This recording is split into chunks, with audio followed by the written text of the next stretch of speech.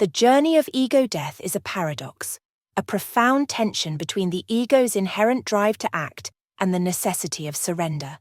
The ego, or ego-sum, the I am, seeks the stillness of the aditum, that sacred and inviolable inner sanctum.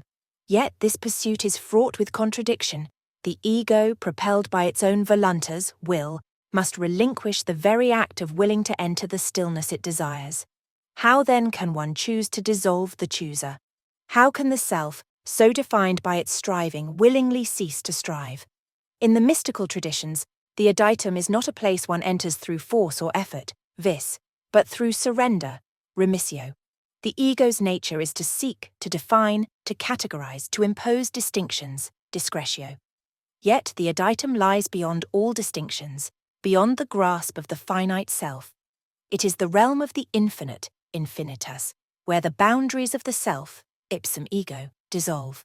But this dissolution cannot be achieved through the ego's striving, for to will it is to negate it. The act of willing itself becomes the barrier.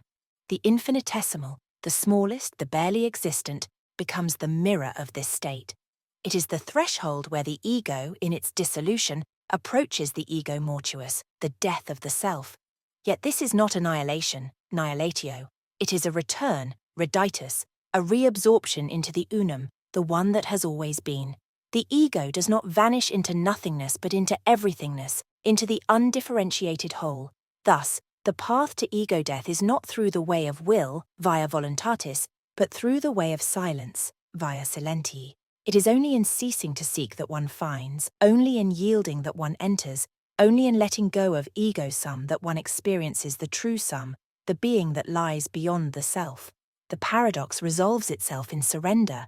The ego dies not by force but by silence, and in that silence the infinite is revealed.